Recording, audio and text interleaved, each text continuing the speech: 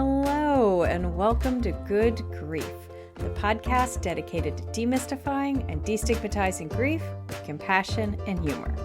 I'm Nikki. I'm an end-of-life doula and a grief coach in Columbus, Ohio. And today I have another amazing guest episode. I am so excited for you guys to listen to or watch if you are on YouTube. I'm going to have a great conversation here in just a moment with Vanessa Abraham. Vanessa was a speech therapist who lost her voice, literally. You'll hear all about her story, what happened, and how she overcame and dealt with her grief along the way with losing her identity, her voice, and a lot of her physical capabilities. I'm very excited for you guys to see this episode, but before we dive into that, as always, you know I have a Patreon. You can go over to patreon.com/NikkiTheDeathDoula, and for as little as $1 a month, you can help me in providing pro bono support to those who cannot afford my services. You can also get access early to my podcast, other bonus content, grief affirmations delivered right to your box once a week. I almost said every day. I wouldn't do that to you. Once a week. And if that's not enough for you, I have merch now. So if you go to NikkiTheDeathDoula/podcast, NikkiTheDeathDoula.com/podcast, there is a link there to my merch store. I have some great t-shirts. You know I end every episode with those 3 lines. Your grief is yours, your feelings are valid, and grief doesn't always have to suck. You can get that on a shirt now. I have journals, stickers, a mug, some great things over there. If you want to see something else with my logo on it, tell me. I'll see if I can get that done for you. So I would love for you to go check that out. And I also set up that webpage now. I've got links to the books that my guests have written and their websites and some of their information. So if you're looking for any type of bonus content that I may have referenced on an episode, please go check that out. I would love for you to do so. Without further ado, I'm going to stop talking so you can hear and watch this amazing interview I had with Miss Vanessa Abraham. Hello, everybody. Thank you so much for tuning in this week. I'm so excited. I have another great guest episode for you.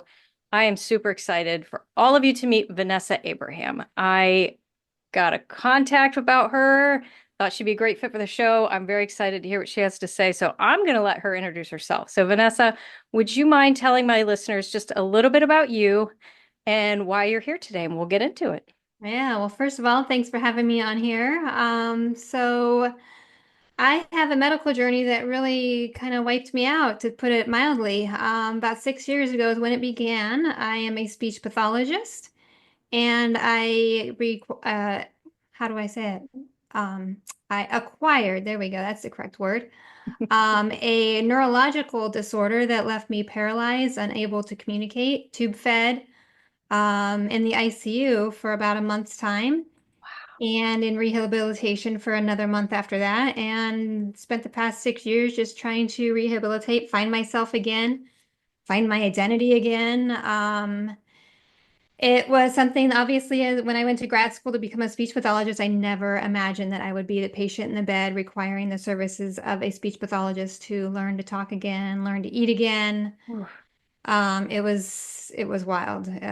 It continues to be wild. Something I've never even imagined I would be on this walk. Yeah. Oh my gosh. And you had an interesting perspective then. And you and I were chatting a bit beforehand about one of my previous interviews where I talked to somebody who's been on both sides of caregiving. And you kind of been on the both sides of both that, or not necessarily caregiving, but speech pathology, because you had to relearn to speak again, correct? Absolutely. I was nonverbal is what we call it. I used my eyes to communicate. That was my first form of communication. I was paralyzed and very heavily sedated. So I really couldn't move my limbs, my hands, anything like that, to use any devices like text to speech, picture icons, nothing like that.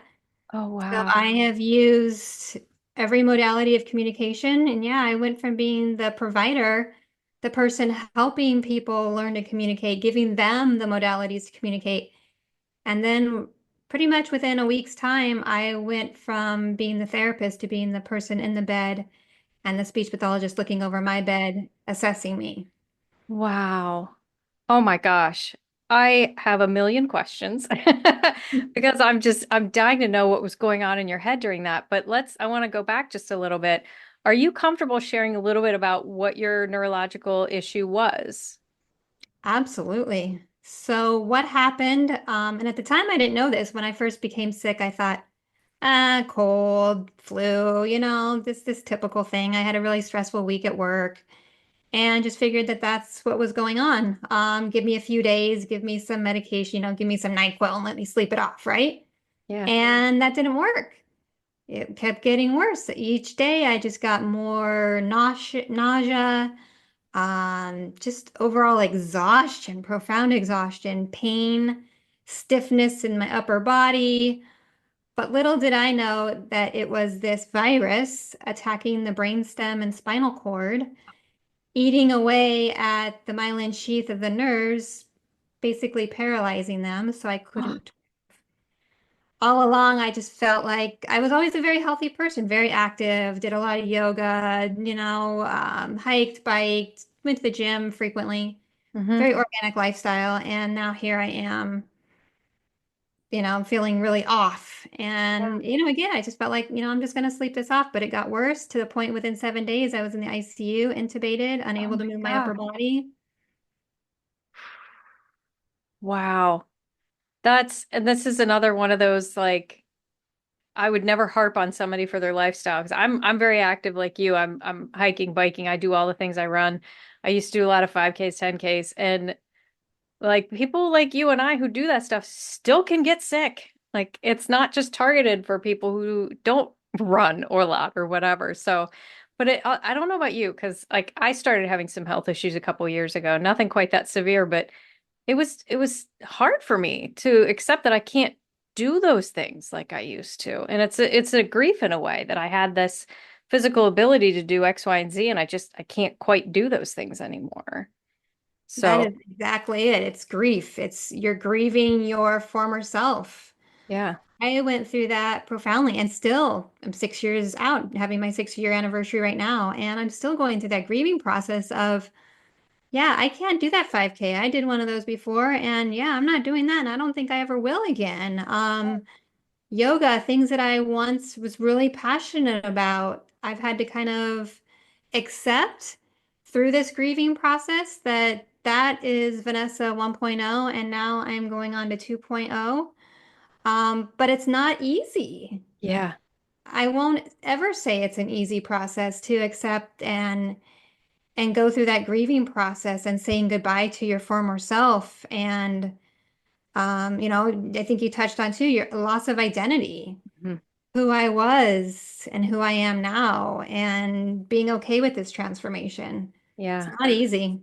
Yeah. And thank you for mentioning that too, the loss of identity, the loss of self, because it's really easy for somebody who doesn't know you or I to look in and you present fine to me. Of course, I can't see you, we're on Zoom, but like, I wouldn't know just chatting with you that you've had this horrible thing happen to you and you might not know, what all's happened to me, but if I were to say like, man, I would love to run a 5K, but I just can't do that anymore, it's real easy for somebody looking in and be like, so the hell what? But that was a huge part of me, and that was a huge part of you was your yoga and the things you did physically. And to not be able to do those is hard.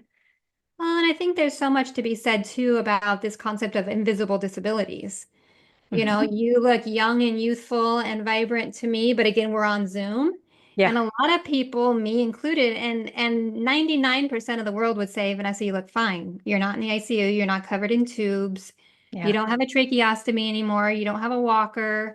Hmm. Um, and they would say I'm the same way, but I know me and I know my body and I Yeah, know that I'm not okay. yeah. I know that I have a lot of invisible disabilities, and a lot of them are mental now too. Hmm. And how many people in this world are dealing with anxiety and depression? A lot. Yeah, We cannot see those. yeah, exactly. And I will put this out there. Zoom has wonderful filters. Yeah. A lot of Thank people are a goodness. little surprised how old I am when I tell them. So Well, anyway. you're still young. Yeah. Anyway. You and me both. There's so much to be said though for that internal grief when it comes to things like loss of identity and the invisibility of certain disabilities. So yeah, and it's so easy for us to just look at somebody and make a judgment right away and not necessarily know the whole story. And I'm not pooping on anybody for that, right? Because you don't know. And it's not always polite to ask. So, Yeah, you okay. don't know what people are dealing with upstairs in their head, the depression, the anxiety. You don't know PTSD. Yeah. That that's a real thing with ICU survivors. Hmm. You know, sights and sounds and things that we can see, like for me, the sounds of like horns and trumpet sounds like a ventilator to me. The Yeah. the range stove top, when my husband's cooking, he likes to have that fan on. Oh Hmm. gosh, no, turn that off. Really? So, and I'm not alone. I've connected with hundreds of ICU survivors over the years, and we all have something. Insomnia, night sweats, panic attacks. Everybody's got their traumas. Yeah.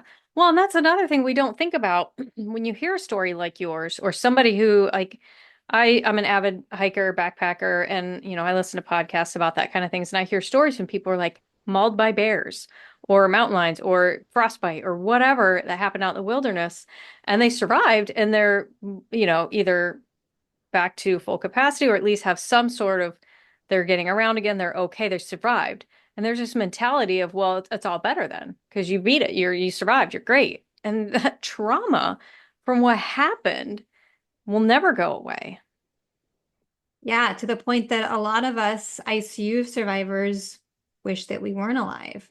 Oh, You wow. know, Oh, there's a point that we're grateful that, yeah, our lives were saved, but now we've got this to deal with. hmm. Now we have the brain fog or the word finding difficulties or the exhaustion or the physical pain, like neurologic pain. Yeah. And at the point that I'm doing better mentally, but a lot of ICU survivors struggle with that. They think if this is the life I'm going to live now for the next X number of years, say you're 20 and you have another 60 years left. If this is what I'm going to have for the next 60 years, 50 years, 20 years, 5 years, whatever, I don't know if I really want this life. Yeah. That's horrible. Yeah. And yeah, I will never know that. At least I don't know that now. So I can't say I'll never know what that's like, but I can't fathom that. And it hurts. It breaks my heart. It makes my heart hurt to hear things like that, but I know it's true. Hmm. So I want to go back then to when you were in the ICU and you now are on the other end of things. What was going through your mind at that time of like, oh my God, I'm on the other side of what I do? Like how did that play out in your head? It was a wreck. It was a complete mess in my head. Fear, anxiety was just through the roof. I was afraid that I was never going to be a mom again. Oh, All I wanted to do was get out of the ICU and go hold my baby. yeah. And I had such fears, and I couldn't ask these questions either because I couldn't talk. Oh my God. So for me, it was absolutely terrifying. I knew I was in bad shape. I knew whatever was going on and what was growing in my body. Doctors told me originally like I could have MS or neuromyelitis optica, and I remember them saying like, your wife's going to die of paralysis, slow death of paralysis. Oh, And I knew that these words that they were saying, even though I couldn't communicate, I just thought this is not good. yeah. There's a neurologist in my room, a speech pathologist, a occupational therapist, team of nurses, critical care doc, just mobs of white coats constantly. Yeah. So I knew I was in bad shape. I just didn't have any answers. All I knew is a week ago I was fine. Hmm. And what happened in the matter of like the past week? I'm all of a sudden now paralyzed. I can't lift my arm. I can't hold my head up. Like, Wow. what is going on? Yeah. So to answer your question, just pure terror. Yeah. So I have to ask this question because if you, yeah, I know you said you've listened to some of my podcasts, so you know how I am about advanced directives. I'm morbidly curious, and if you don't have to answer this if you're not comfortable, did you have a living will or any of that paperwork done? Yes, that's a great question. Yes, but how up to date was it? Not completely up to date because my daughter was pretty young Okay. and we had things updated before she was born, but things kind of changed. Yeah. once I became a mom. And she was just in the toddler years at this point in time. And I was in like survival mode, just raising a toddler, Oh, working full yeah. time. Oh my So I didn't gosh. have time to even think about that stuff. Yeah. And it wasn't until after I got out of the ICU where I was like, oh my gosh, we need to get stuff together Yeah. because you just never know. Yeah. Well, and that's kind of why I asked that. And obviously, no guilt, no shame, no nothing. And you had some of that together. So great. The kudos to you. But Mhm. this is why I'm constantly saying this on the show to anybody who will listen is, I mean, how old were you when that happened? 39. Right? You were under 40 years old. These things happen to people in their 20s. We don't know when these things can happen, and we have to be prepared for them. So thank you for indulging me with letting me ask you that question. Yeah, you have to be prepared. And sadly, I don't think most of the world is prepared. I think so many people just live for today. And yeah, I'm a little, I would say a little neurotic, a little OCD in the fact that I made sure my husband and I got some stuff together years ago. Yeah. More like early when we first probably got married. But again, things change and you got to update them as Yeah. time goes. But Yeah. I usually after I recommend got them. out, Yeah. after I got out, it was like a reality check of wow. And I'm a little OCD over the top of making sure, like, honey, where are your passwords? Is my name on that bank account? Is my name on that? And I'm that way with my parents too. And my parents are Yeah. more a bit lax on it. And they're Hmm. obviously older. They're my parents. And I'm just like, you guys, I need to be on your accounts. Yeah. I need to have paperwork. I need copies just in case, Yeah. because it can happen to me at 39. Mom, dad, you're in your 70s. Yeah. Yeah. And for everybody listening at home, I was clapping through that whole thing. Um, Yeah. I cannot express how important, and thank you for, and I take a photo of it, and my parents, my husband, my niece, my nephew, all of them know I have a folder that says, "Oh shit, Nikki's dead" on it, and they know exactly where to find it.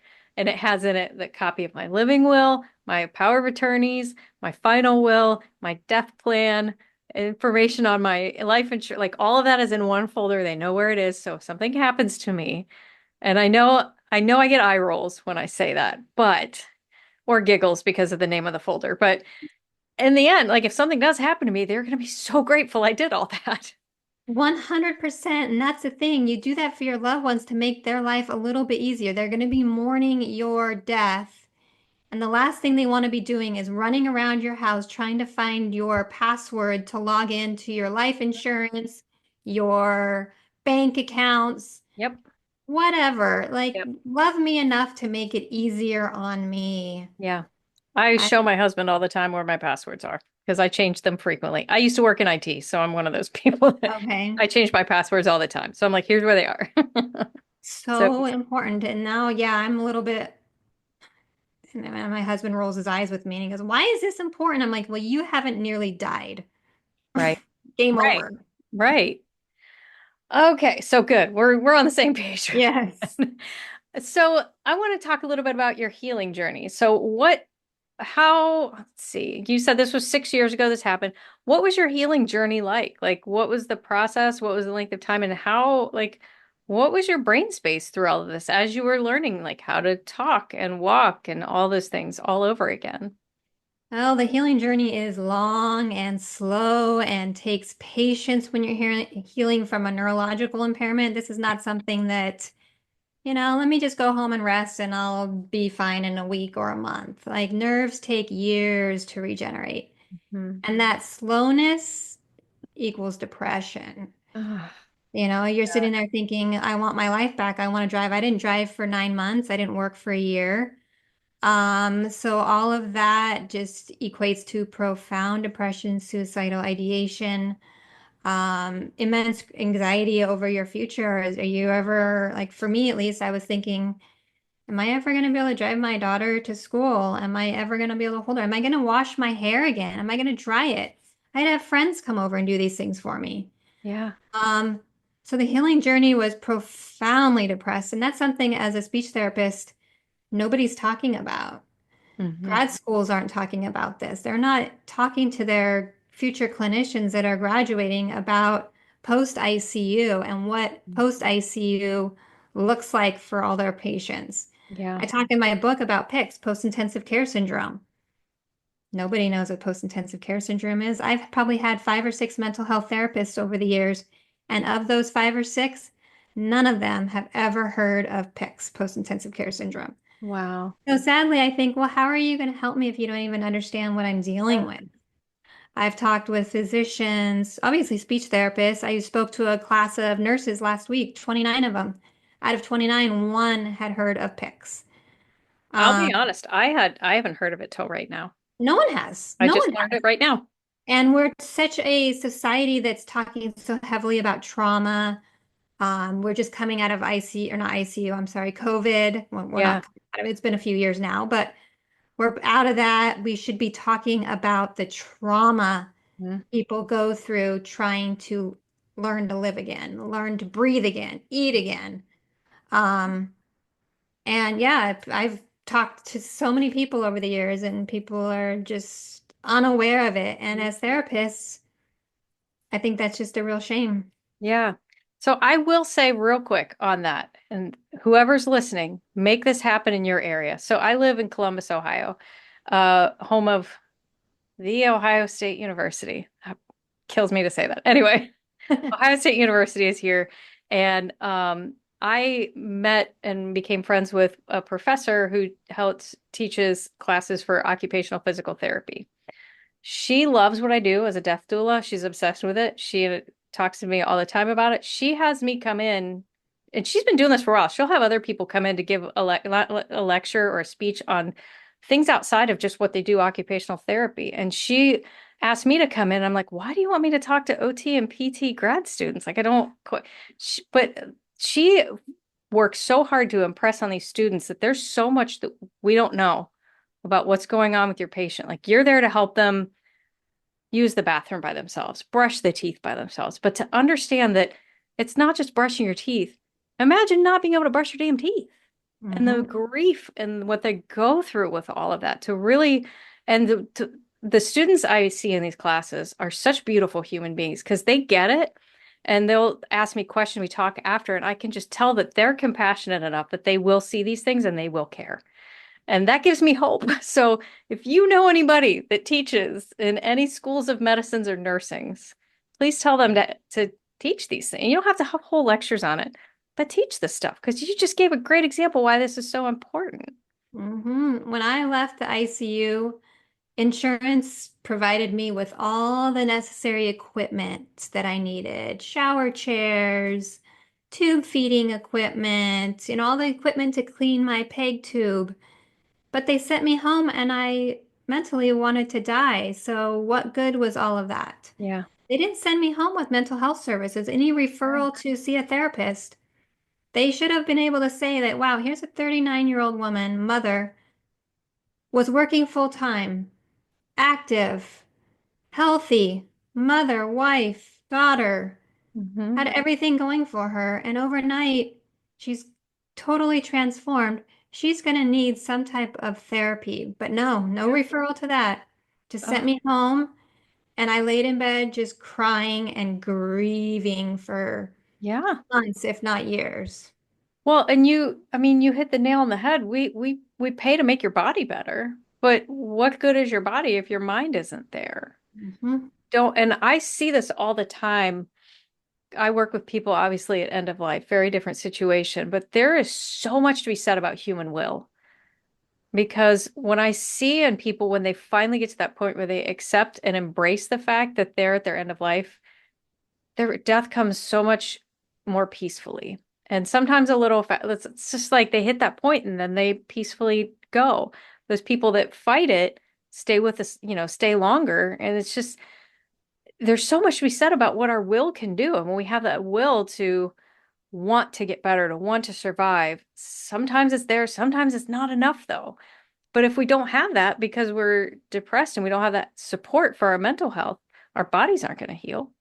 You nailed it. When you're in that fight or flight, you're not going to heal. Mm-mm. And some days for me, it was like some days I'm like, I'm feeling really strong and I'm going to fight.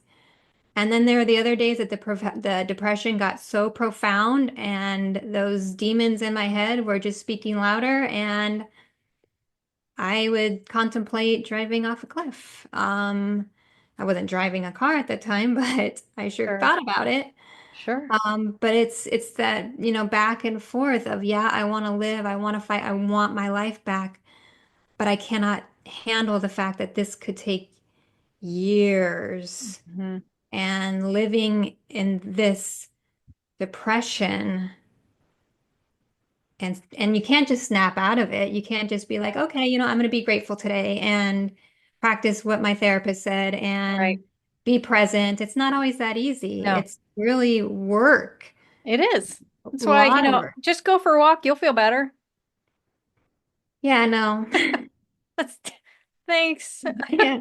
That's, If it wasn't for me being a mom and my daughter needing me, the thought of her growing up without me was eating me alive every day.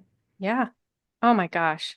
So now, since you have been on the other end of what you do, as first of all, are you practicing again? Are you doing Yep, I'm your back to work. Yep, back to work, love back to it? driving, back to eating. Yeah. Yay. So having been on the other side and having to receive, your speech therapy and all of that, has that changed how you practice and how you view your patients? I would assume so, but I would like to hear you. Yeah, 100% changed. I mean, the first day I walked back into my office, I sat in my chair and I just cried because the old me and the old way I did therapy and the old way I approached clients and the families too, the Mhm. mothers of these children that I work Yeah. with, is radically different. I am first and foremost, I look at their mental health. Hmm. If somebody doesn't want to live, they're not going to fight to get better. They're not going to want to get better. If they're in such a heightened state of anxiety and their parasympathetic nervous system is just on, fight or flight and they're just on overwhelm, your body cannot heal properly. Yeah. If you're so scared and you're in panic mode, because that was me, I'm speaking about myself right now. Hmm. I knew I cannot heal when I'm in this mental state of just depression and and yeah, I approach every one of my students completely different. I always felt before my illness that yeah, I'm consider myself a trauma-informed therapist. Hmm. Not no, that old Vanessa 1.0 was not trauma-informed. 2.0, yes. Yeah. Yeah. And I would hesitate to call it a luxury of having been through what you've been through to have the perspective to be a better, therapist of any sort, because that's obviously not a luxury, but just to understand more fully what it's like to be in that situation is a benefit to the people you get to work with. It's not a benefit to you because you went through hell, basically, but like, what would you say to other therapists in the world that maybe haven't gone through what you through to just understand a little better, to have that perspective for their pair or their patients? Perspective is everything. Oh my goodness. Yeah, I have a completely different perspective. First thing I would tell them though is read my book. Yeah. That will teach you a lot about post-intensive care syndrome and ICU trauma. That is a big one because there's not any book out there that's talking about these things. It's completely new subject.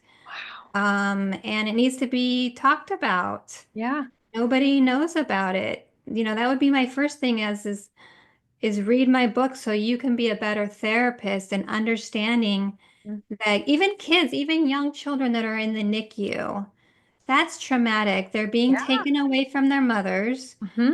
When a baby is born, they naturally want that skin to skin, right? They want to smell mom. They want that voice. They want to hear mom. They want to smell mom. And they're taken away into the ICU or the NICU for days, weeks, sometimes in tragic conditions, months. Yeah. And that's a trauma to kids, Hmm. even kids that are 3, 4, 5, 6, 7, 8, 9, 10, Yeah. that are all of a sudden, well one day and something happens, they're in a car accident, whatever may happen. Hmm.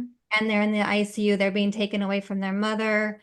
They're in a, white, sterile environment. They don't hear mom. They're not in their bed. They don't have their Yeah. familiar jammies and their familiar stuffies. Yeah.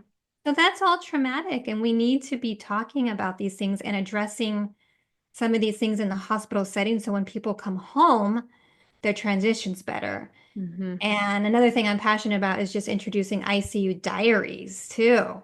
Ooh. Helps people when they're coming back home Hmm. to be able to put the pieces together because as people and as a patient in the ICU, there's so much that we don't know. We Hmm. are sedated, we are hallucinating like I was thought people were cutting me open. And there's a lot of pieces that we don't remember. And Hmm. if we were to be able to have things like an ICU diary where people were taking notes Hmm. and filling in the pieces up for us, like on April 14th, this is what happened. This is what Yeah. you did. This is who came into your room. April 15th, this is what happened. This is what you did. This is the things that you improved on. It Yeah. helps put the pieces together. You know, like when I was trying to write my book, it was really hard because I didn't know a lot. Hmm. I don't remember a lot. Yeah. The anxiety that was flowing through me, I tended to disassociate and not remember certain things. And if it wasn't for my team that I interviewed heavily for my book, I don't know if the book would have come together. Yeah, and that's you bring up such a great point. And I teach a workshop on journaling through your grief. And I often talk about like keeping a record, of what even if it's you're having the worst day ever and you're thinking the worst thoughts, write it down. Because 6 weeks down the road, it's hard, or 6 weeks, 6 months, 6 years, whatever down the road, it's hard to remember where you were and to look back on that and say, oh, okay, this is what happened. Maybe things have gotten better then. Because we have that negativity bias as human beings that we want to focus on the bad all the time. But even like with your situation or situations like yours, you can't remember because you weren't fully aware and you might have had hallucinations that you're remembering.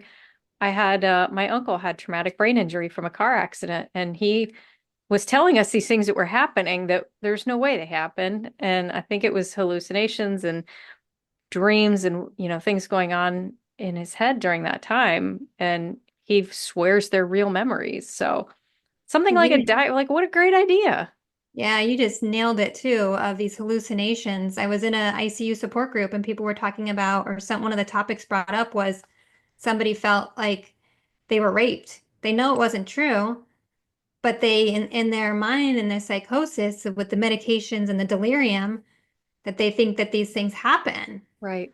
And if there was an ICU diary that they could go through and say, wow, Yeah. this is really what happened. This is Right. the truth of my story. Well, and if you're half conscious and you've got six people leaning over you, yelling and talking, and like if it comes to something like an ICU or even an emergency room situation, and you're half conscious and all you have is memories of people leaning over you yelling, that would be Mhm. terrifying. I can't imagine what I would think that all was.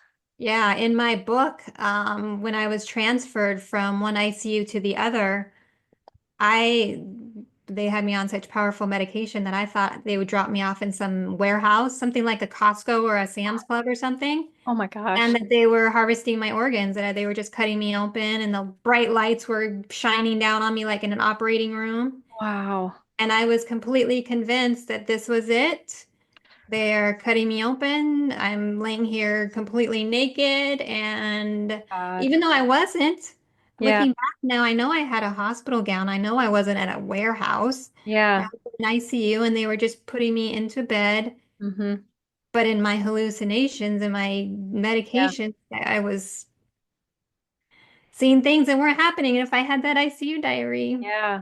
It's funny, well, not funny, funny, but my mom had her knees replaced. And during one of her knee replacement surgeries, she was telling us the next day, she kept like, she was not quite conscious, but slightly aware of things going on during her surgery.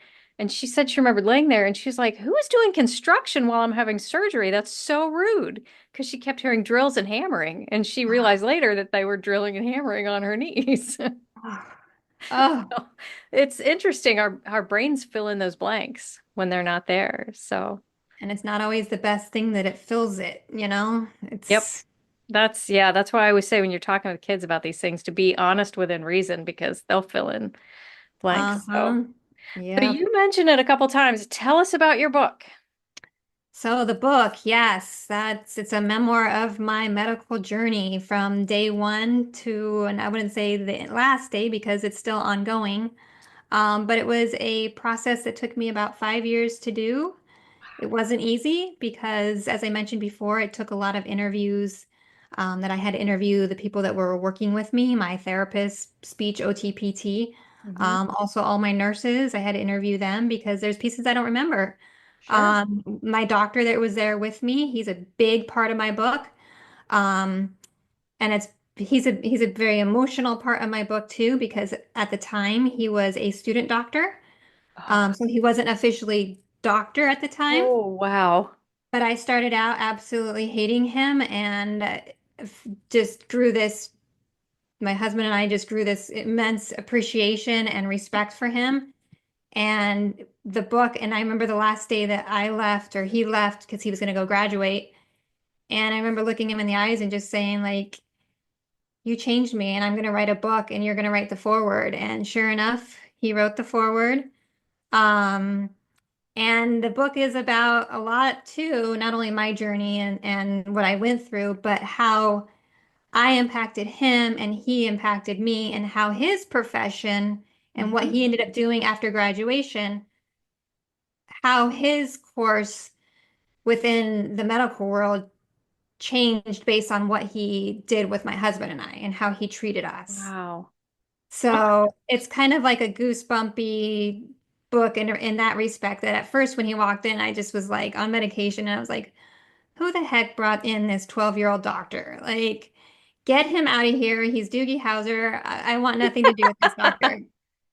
And then as things unfolded, I grew this like immense respect for him because he was always there for me. He was the one holding my hand. Yeah. He was the one taking my husband to doctor rounds. He was the one explaining everything to my husband. He was amazing. So yes, he went to write the forward in the book, and we actually did an interview with CBS a couple weeks ago. So that was kind of cool to have it Oh, come full cool. circle. Yeah. But the book, yeah, like I said, it took 5 years to write. I would open my laptop, I would start typing a little bit. The trauma would come become too intense, Sure. reliving a lot of those moments, and I Oh, would close yeah. it and walk away for months, if not years. So finally, it took about last year, last May, where I looked at my husband. I said, this book's not going to get done unless I hire someone to help me, hold me Yeah. accountable, give me deadlines. And that's the only way it got done. Yeah.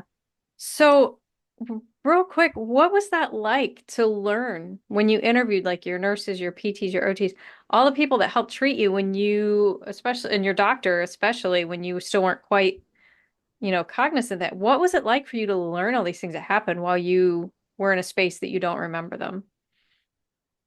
Very emotional, very, very emotional. A lot of moments that I just broke down crying.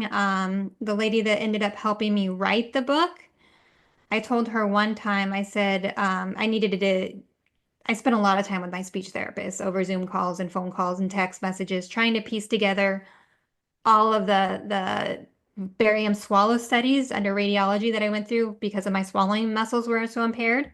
Um, and the lady that helped me write the book, or helped, hold me accountable through the process, I just told her, I said, can you meet with her? Because it's just too much.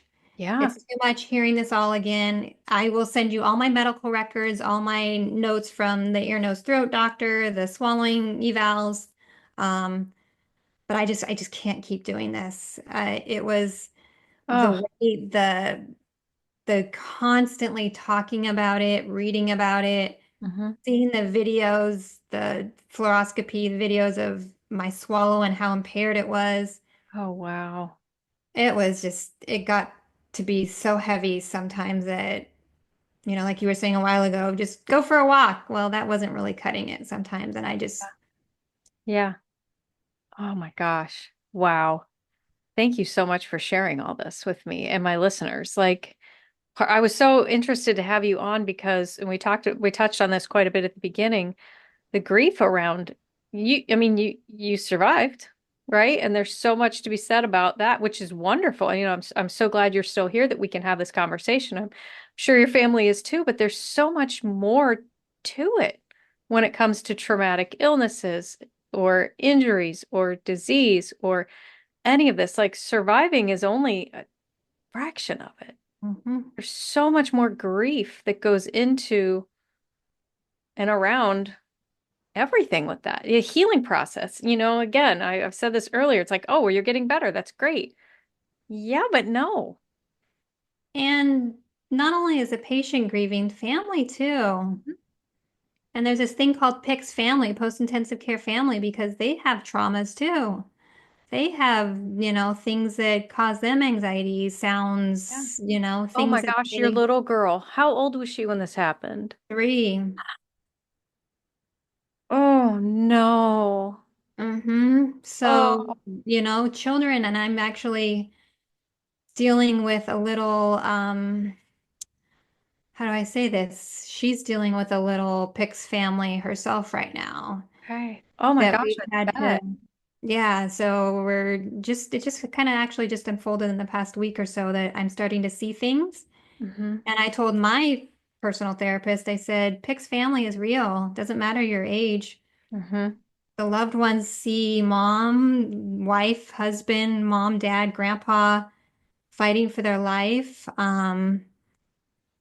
tube fed, laying there unconscious. So PICS family is real, and the grieving process, there's like that ripple effect that everyone around you is affected in some way. So it's Yeah. important to remember as ICU survivors, we're not alone.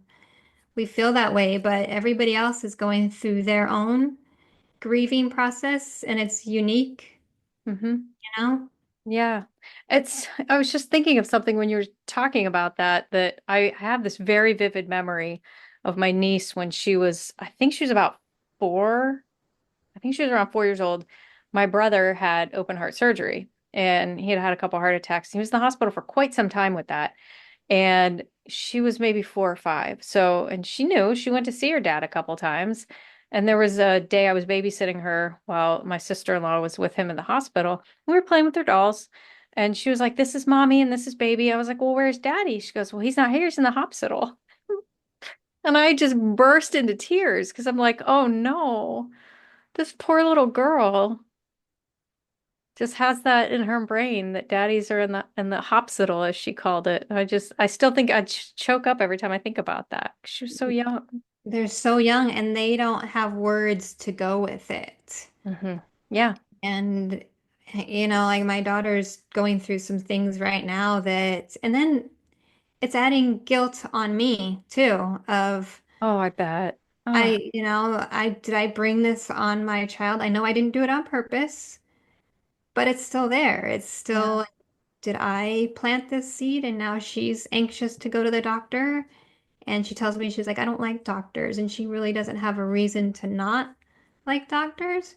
Yeah. Um, but just some other things that she's saying to the point that I had to bring it up to her doctor. I said, I think what's going on right now is more psychosomatic Hmm. as opposed to true illness or pain, because Sure. I think things are circulating in her head right now with my book being launched. She's hearing a lot of conversations Yeah. about ICU life when mommy wasn't well. She Oh, knows that I'm doing a lot of podcasts and different interviews trying to promote the book. yeah. I think in her little mind, she's just processing all this, but can't really come up with the words. Oh, So poor now how, I'm on the journey of finding a therapist that understands PIC family and PICs. yeah. Yeah, it's such a new thing, I guess. Good luck. Like, Yeah, yeah. I'm like, well, I feel like I honestly feel like I'm best equipped to help her because I understand it. yeah. Yeah. Oh my gosh. Well, therapists listening, start learning about PICS and knowing how to Yes. treat that for people because, oh my gosh, what a need.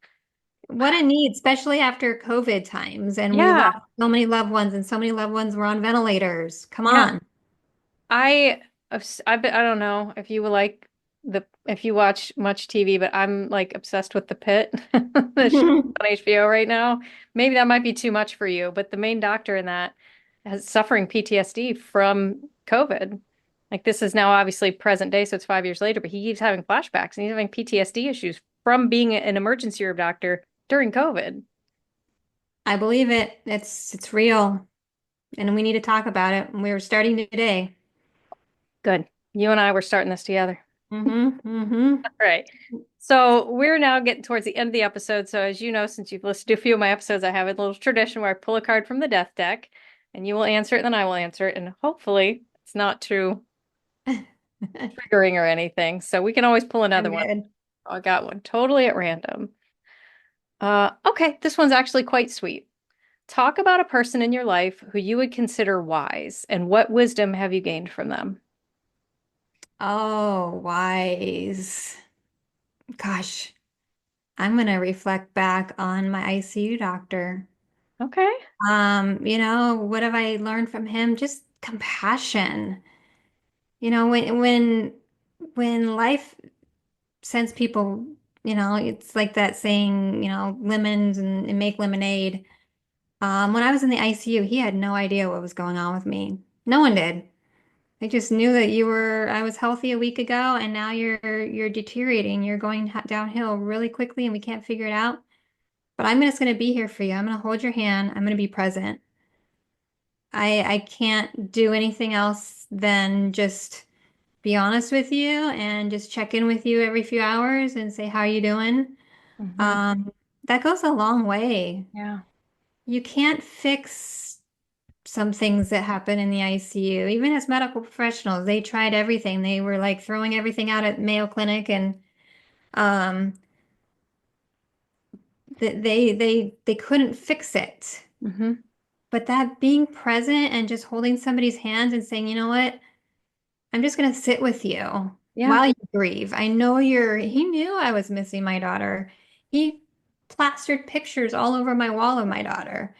He printed out with my husband. They printed all these pictures and it was wallpaper of my family in front of me. And they knew that, look, there's nothing we can do right now until we get some results back, until we figure out what's going on. But I can be there for you. I can just sit with you as you Oh, grieve. I love that. And there's so much to be said for a doctor that's willing to do that. Hmm. I still, well, always, I had a very serious infection 22 years ago. I nearly died. I was in the hospital for a little over a week. And my one doctor, she worked in the hospital, thankfully, because I had surgeons coming in wanting to do all sorts of things, and she was the one that stood up for me. There's like, this girl is in her early 20s. You don't need to be cutting her up. But she came in like she was off work and she was like, yeah, I'm leaving, but I want to come up and hang. She just hung out with me and we talked. Was there because she knew I was terrified and young. And I mean, I had visitors, my parents came in, the boy I was dating at the time came to visit me, but she knew I was there and alone and scared most of the time. She just came to see me because she wanted to. That spoke volumes to me. Absolutely. Just being there, that we are scared. You nailed it. We are scared. We are terrified. We don't know if we're going to live. Yeah. We don't know if this is our last breath. And scared is, I'm, oh, I just, Yeah. yeah. Yeah. Fair's fair. I'm supposed to answer this question too, and I don't know how to answer this because there's so many people in my life that I've gained wisdom from. I host a death cafe every month, uh, here in Columbus, and I learn something from every month from somebody who comes. So I would say just about anybody in my life, but recently there's a couple women who've been coming every month. They're both caregivers for elderly parents, and I'm learning so much from them. I've obviously my parents are lovely and they're wise. I've learned a lot from them, but there are things that I can't learn from them about how to be a caregiver. And I'm learning so much from these two women about becoming a caregiver because I know I will be at some point with my parents. So that A would be friend my of answer. mine recently said it's not a matter of if, it's when we will become caregivers. Yeah. So, Yeah, it's something we'll all go through at some point. So, mhm, mhm. Vanessa, I can't thank you enough for sharing your story. This has been amazing. I want to give you some time. Please tell my listeners where they can find you, your book, anything you want, and anything else you want to add. Thank you. Yeah, my book is on Amazon, so you can type in Speechless on Amazon, or you can also type in my name, Vanessa Abraham, Speechless, and it'll bring up Speechless, my book, How a Speech Therapist Lost Her Ability to Speak and Her Silent Struggle to Reclaim Her Voice and Life. Big title. But yes, it's on Amazon. You can find me and connect with me on Instagram, speechless_SLP. The SLP stands for Speech Language Pathologist. I'm also on LinkedIn, Vanessa Abraham, And Facebook, I am Speechless SLP. So those are different ways to connect with me, follow me, get some information on post-ICU pics, all of that. Everybody learn about PICS. And I will put links to all that in the description for you listening, so you don't have to scramble to write all that down. You can just click to your little heart's content. So I'll have all that. But Vanessa, thank you so much. This has been amazing. Yeah, Nikki, thank you for your time. This has been a great conversation. Awesome.